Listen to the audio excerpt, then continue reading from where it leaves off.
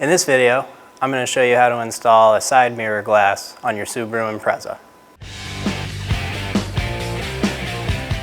Use the door switch to tilt the glass up as far as the motor goes.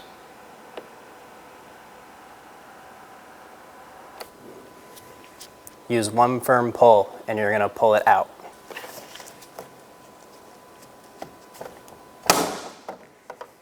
Install the piece of glass, line it up, and then you're going to have to push until you hear it click. Use the mirror motor and make sure it still works.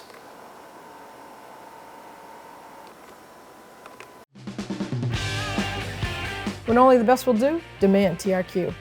The only company that lets you view before you do. TRQ is committed to offering the highest quality aftermarket auto parts that are engineered for peace of mind. Thanks for using and viewing with TRQ.